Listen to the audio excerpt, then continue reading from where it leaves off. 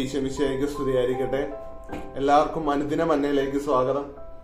ഈ പരിശുദ്ധ നോമ്പിന്റെ 14-ാം ദിവസത്തിൽ തിരുസഭ നമുക്ക് നൽകിയിരിക്കുന്ന തിരുവചന ഭാഗമാണ് വിശുദ്ധ ലൂക്കാ എഴുതിയ സുവിശേഷം 4-ാം അധ്യായം 42 മുതൽ 44 വരെയുള്ള വാക്യങ്ങൾ. ഈ തിരുവചന ഭാഗത്ത് ഇങ്ങനെ പരാമർശിക്കുന്നു: എന്നാൽ അവൻ പറഞ്ഞു, മറ്റു പട്ടണങ്ങളിലും ഞാൻ ദൈവരാജ്യത്തിന്റെ സുവിശേഷം പ്രസംഗിക്കേണ്ടിയിരിക്കുന്നു. അതിനുവേണ്ടിയാണ് ഞാൻ അയക്കപ്പെട്ടിരിക്കുന്നത്. ഈ തിരുവചന ഭാഗത്തേക്ക് നാം തിരിഞ്ഞു നോക്കുമ്പോൾ നാം മനസ്സിലാക്കേണ്ട ഒരു കാര്യമുണ്ട്.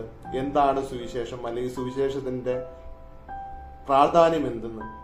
സുവിശേഷം എന്ന് പറഞ്ഞാൽ കഠിനമായ പാപത്തിന്റെ കറയിൽ നിന്നും മനുഷ്യനെ പറിച്ചു മാറ്റി മനുഷ്യനെയും ദൈവത്തെയും കൂട്ടിയോജിപ്പിക്കുന്ന ഒരു വാർത്തയാണ് സുവിശേഷം.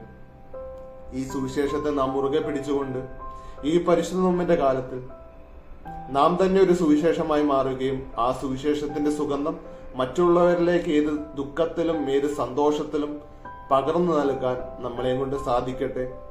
നമ്മുടെ ക്ഷണികമായ ജീവിതത്തിൽ യേശു മാത്രമാണ് ഒന്നാമത് എന്നുള്ള ദൃഢബോധ്യം നമുക്കുണ്ടായിരിക്കട്ടെ.